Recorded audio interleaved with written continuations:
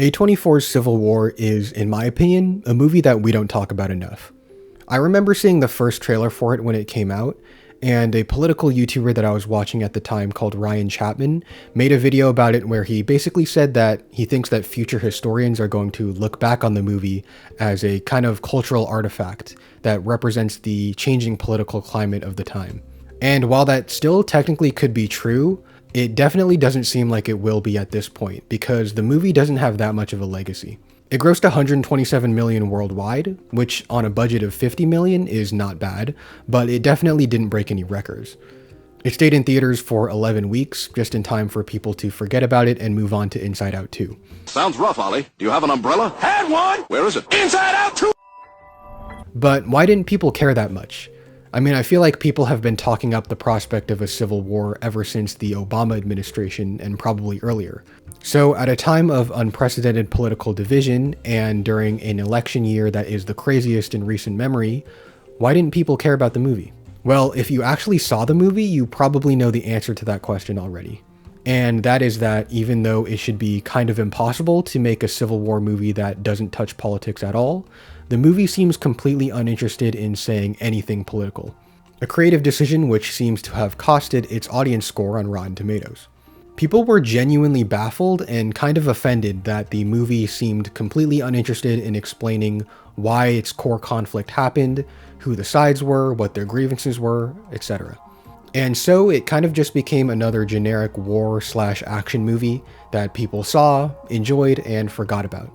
But I think that there's more to it than that. It's my firm belief as a wannabe political thinker that no story is truly apolitical, no matter how hard you try. And I think there's plenty of politics to talk about in Civil War, as long as you look close enough.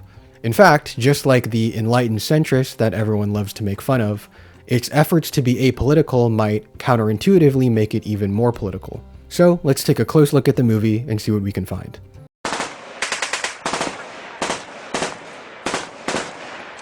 So the biggest question of the movie is the same question that the movie itself seemed completely unwilling to answer, and that is, what is the actual cause of the Civil War?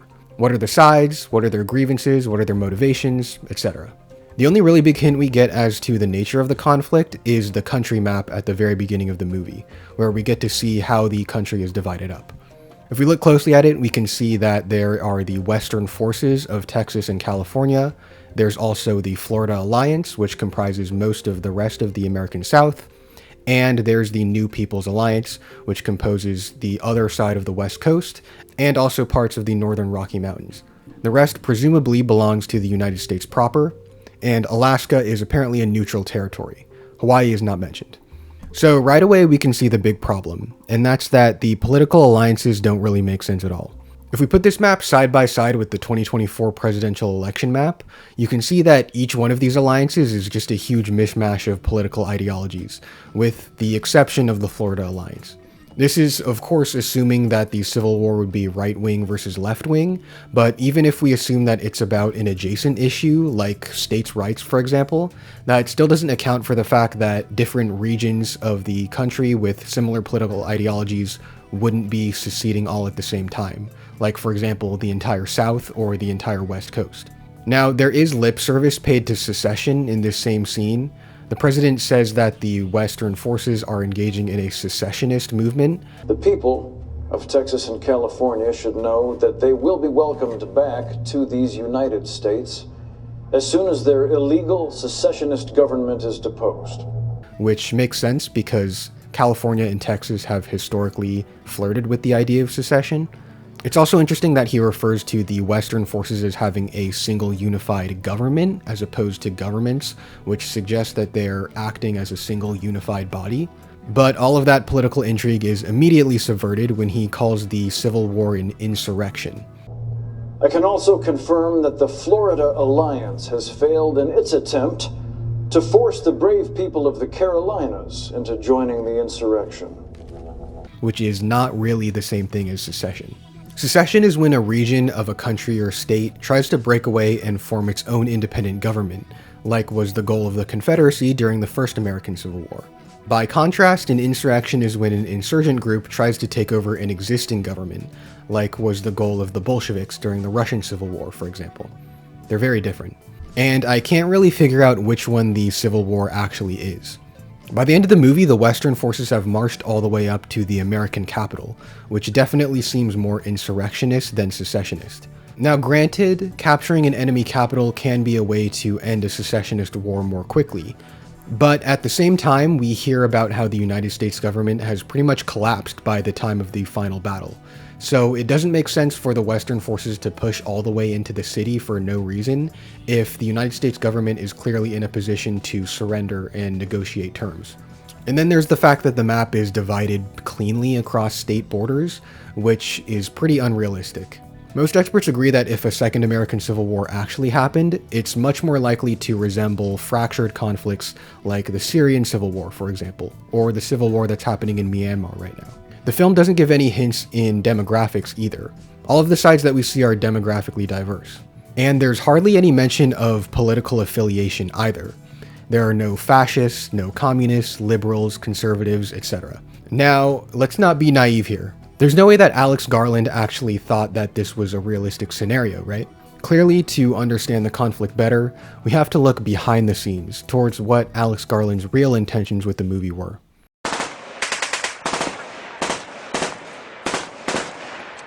If you watch the interviews that Alex Garland made about the movie, he pretty vehemently pushes back against the notion that the movie is apolitical, at least along the right versus left-wing lines. It's a political film. It's a completely political film. There's people calling it apolitical. They don't know what the fuck they're talking about. It does have left-right elements, but it's got a different political element, which is centrist versus extremist.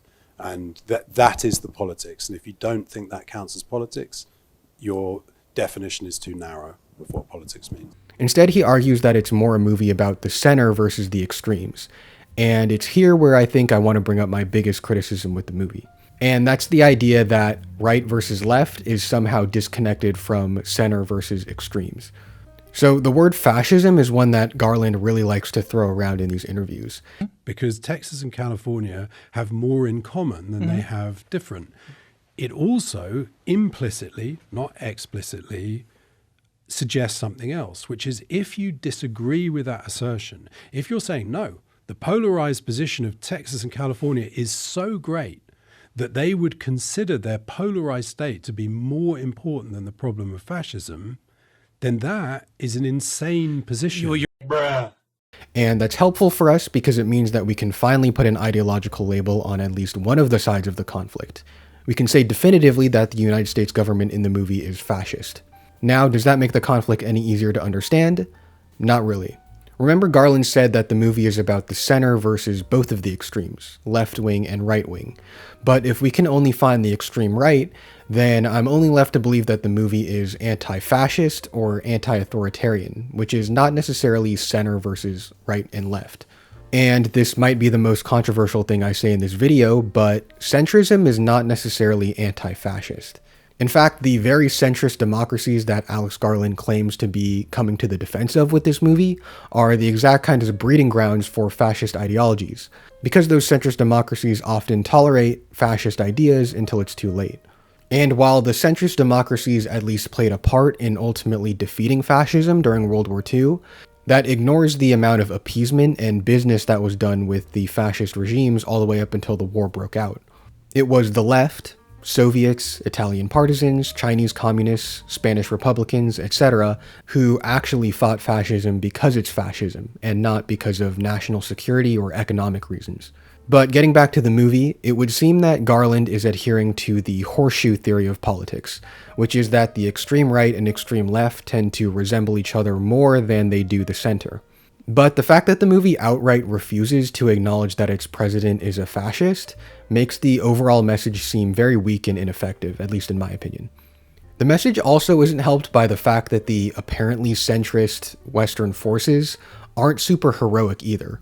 The most egregious example being the fact that they refuse negotiation and instead decide to kill the president violently in an act of political theater. Nah, no terms. Bring him out here. We gotta move, Sergeant. Ma'am, the president is willing Don't let him kill me. Yeah. That'll do.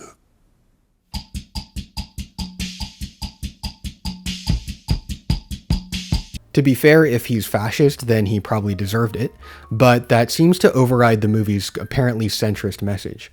If we are to assume that the WF's goal is indeed secession, then they could have just taken their win and left. The fact that they decided to murder the president in cold blood betrays a kind of ignorance of the rules of war. And then you have these militia guys who also commit war crimes.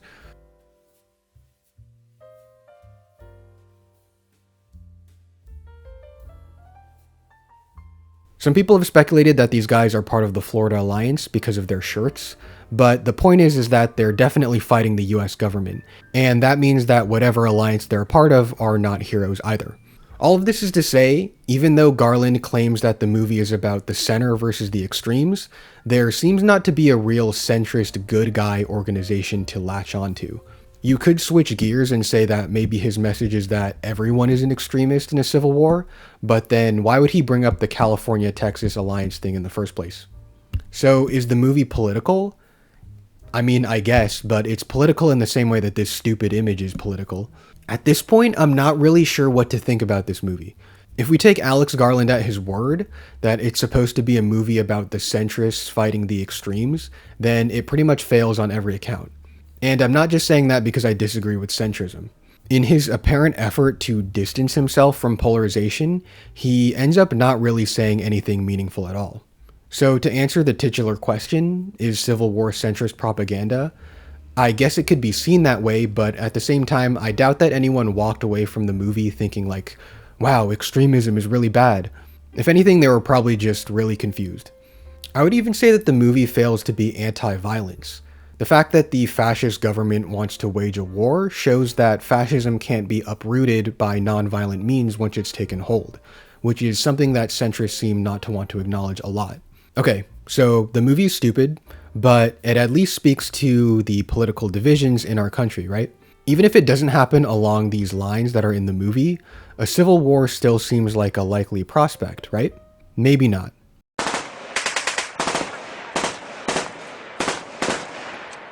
Another thing that Garland seems pretty insistent on in these interviews is the idea that the prospect of a civil war is not unrealistic, and the elements that would lead to a civil war actually already exist in American society. We have a problem. We have a problem in this country. We have a problem in America. In this country, the problem's about to go away because one party is in the process of imploding. That's not true in America, and it's also not true in many other countries around the world. There's a lot of polarized populist extremist politics which can lead to fascism. There's an implication in that, which is that something is not explained, which is how did we get from this moment in time to a state of civil war? As if something has happened between now and that state that does not currently exist that might lead to civil war. And that's what I would dispute, because all of the reasons for this division predate this moment. They're not lying ahead of it, they're right now. He's obviously referring to the rise of the far right in the Western world, which is definitely a real thing. As I said earlier, fascist government takeovers usually happen in wealthy, developed, and democratic societies. So the idea that a fascist would be elected president rather than taking over the country by force gets the ABC stamp of approval. As for the apparent secessionist movements of Texas and California, as I said before, both Texas and California have a long history of flirting with the idea of secession. And if two United States were to secede, they would probably be Texas and California first because of their huge economies and populations. All of that to say, if there are two states who are going to secede, Texas and California would definitely be the top two. The smaller, weaker, and poorer states are more likely to band together in big alliances, which, to be fair to Garland, is represented in the map. I also do think that between secession and insurrection, the former is much more likely to cause an actual Second American Civil War. The battle between state and federal power is a problem that goes all the way back to our country's founding, and it probably will continue to be a problem as long as the country exists. We can see this already with Texas's feuds with the Biden administration over border policy, and the current fights that California is waging with the Trump administration. And while the presented alliances don't make any sense, I have to at least give Garland credit for not making it Democrats versus Republicans, which would have been even more unrealistic.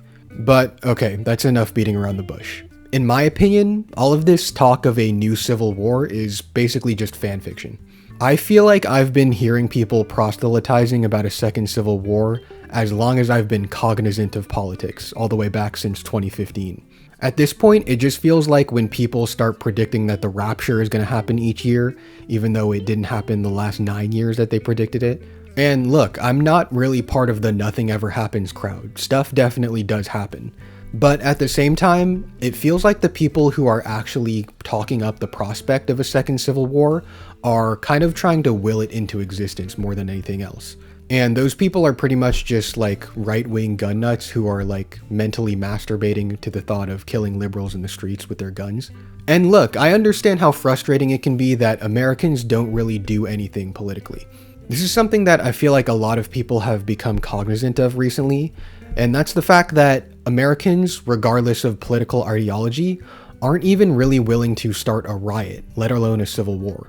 I talked a bit about the social contract in my last politics video, and I feel like those ideas apply here too.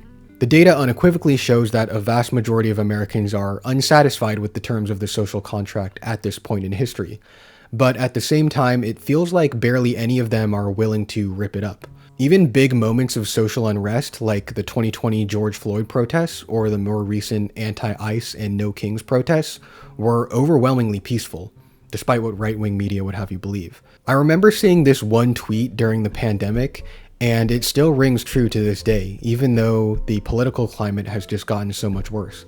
I feel like for the American right, things are just going too well for them to ever feel the real need to pick up their gun and defend their rights, despite what they might fantasize about on Facebook.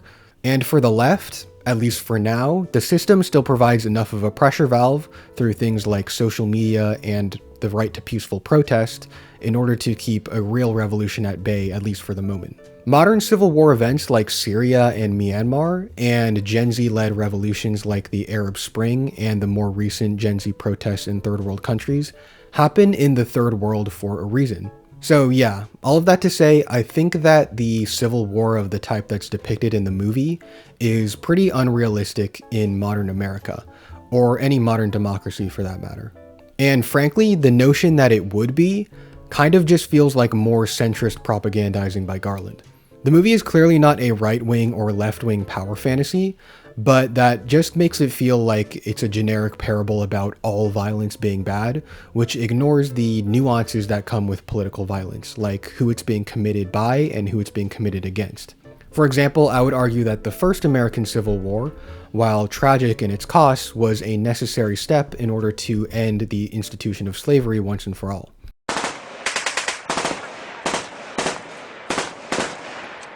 One of the most common defenses that you'll hear from critics about the movie's apolitical nature is the fact that the heroes of the story are journalists, and it's supposed to be told from a journalistic perspective.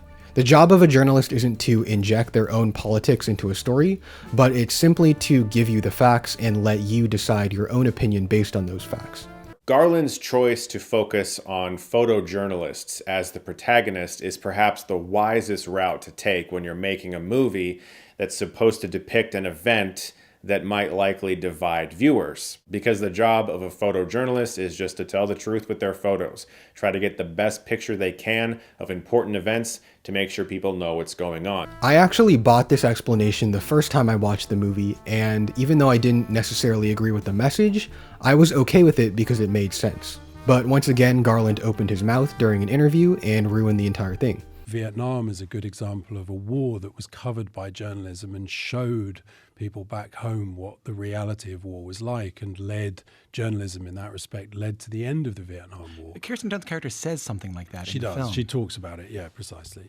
And but she is being faced with something which relates to the Watergate issue, which is she's been risking her life and sending these messages home, but it hasn't stopped anything. The warning is, don't do this. Don't let it happen here. Don't let it happen here.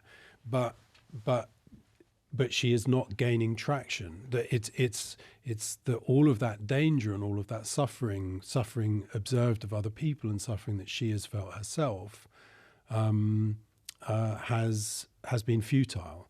And so it's an existential problem she's dealing with. And that is the Watergate problem, which is that if that story was reported now, would it change things in the way it needs to change things? No, it wouldn't. He expounds upon the role that journalism plays in maintaining democracy and preventing war, and the Civil War is meant to be a kind of symbol of the fact that people no longer trust journalism and the consequences of that.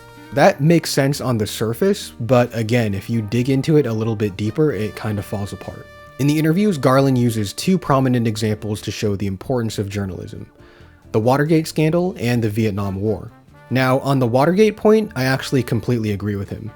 It's pretty clear to me that if a Watergate-level scandal broke in the modern United States of America, then the lack of trust in journalism would mean that the people behind it would never be brought to justice. You already know what I'm referring to, so I'm going to move on.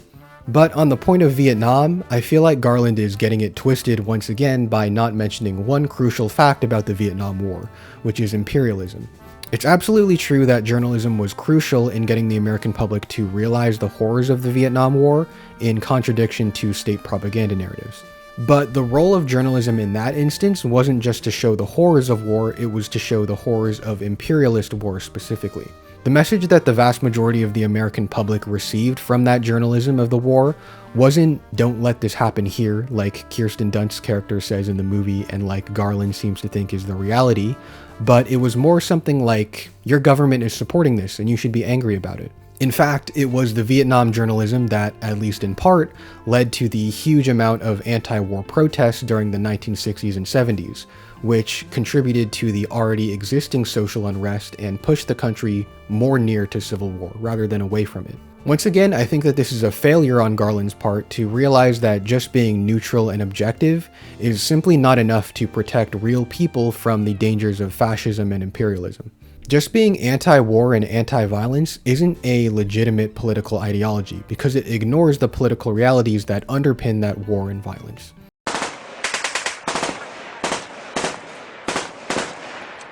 It's hard not to look back on that Ryan Chapman video and not find it super ironic, because Civil War barely has a legacy at all.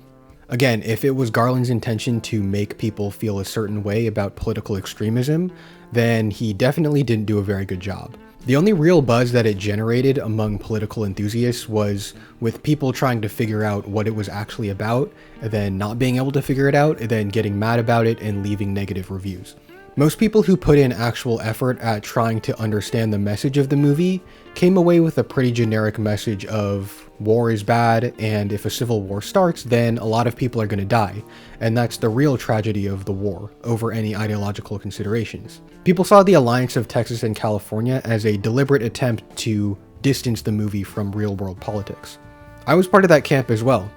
I came out of the movie just thinking that it was a pretty generic war is futile message, and that allowed me to just kind of enjoy the cool action set pieces of the movie, which I think are pretty awesome still. But all of that is pretty much ruined now that I've seen these interviews with Alex Garland where he just keeps saying things that are in contradiction to what he shows in the movie. Honestly think that it would have been in Garland's interest to just shut up and not interfere with the discourse of the movie at all. Because people trying to figure out what the movie was about is infinitely more interesting to them than actually slogging through the centrist propaganda that it is. That would have at least saved the one message that people seem to take away from the movie, even if it wasn't the message that Garland intended. So yeah, I don't think that Civil War is going to be looked back on as a kind of cultural artifact by future historians. They're much more likely to look at other movies from 2024 that have actually coherent political messages, like Wicked, for example. If Civil War is remembered for anything, ironically, I think it'll be the fact that it didn't really have a message at all. Garland had a really interesting opportunity to make a genuinely politically charged Civil War movie during one of the most politically turbulent times in American history. And the fact that he didn't is kind of the most memorable part of the entire story. At the same time though, I'm not sure that that alternate movie would have generated any more money or buzz than the actual one that we got did. It definitely would have been more controversial, but at the same time, I'm not entirely convinced that people have a real appetite for a Civil War movie. At the end of the day, movies are about escapism. You watch them because you want to get away from the real world, not because you want to be reminded of it. I think an interesting movie to compare Civil War to is Warfare, A24's other big war movie, which was directed by Alex Garland and also Ray Mendoza, who was the military correspondent for the military scenes in Civil War, and an actual Iraq veteran. That one seems to have gone down a lot better with audiences, which is interesting because the Iraq War was and still is extremely unpopular with the American people. But the movie doesn't attempt to glorify the war in any way. The soldiers depicted aren't heroes, they're just a bunch of scared, young guys who are trying to survive their situation. To be fair, that's mostly the same way that the different sides are portrayed in the movie Civil War, but that ignores the fact that the Iraq War is a real conflict. It's a conflict that is still fresh in the minds of many Americans. Everyone knows the politics behind it. And that ironically allows you to overlook them while you're watching the movie, at least on a surface level. Warfare wasn't a huge box office hit, but relative to its budget, I think it did pretty okay. And like I said, it seems to have gone down a lot better with audiences, which is interesting because both Civil War and Warfare keep their hands out of overt politics. Francois Truffaut once said that there's no such thing as an anti-war film. What he meant by that is that even though a film can have an anti-war message, at the end of the day, movies are made to be watched. They need to be entertaining and they need to be exciting. People are perfectly capable of sitting down and watching anti-war movies and understanding their messages completely, but that doesn't mean that they're not going to get excited when they see the action finally coming in. Even the most anti-war of anti-war movies like Apocalypse Now or All Quiet on the Western Front are still forced to make their action exciting because that's what's going to get people in the seats and keep them there. I can recognize that World War II is a horrific event and that I would never in a million years want to be a part of it, but that isn't going to stop me from looking up the D-Day scene from Saving Private Ryan on YouTube every once in a while just because I think it's a really cool scene. If that's true, then you might as well not even put a message into your war movie, because what's the point anyway? At the end of the day, I think that's the nicest thing that I can say about Civil War. If you turn your brain off, it just becomes a really cool action movie, and that's probably the best way to enjoy it. Don't try to look deeper into it, or you might crash out like I did. If you made it this far, thanks so much for watching this video. If you liked it, I'd really appreciate it if you liked, comment, and subscribed. And if you like political analysis, you might want to check out my political analysis of Persona 5 video. Have a good day, and stay safe out there. Bye.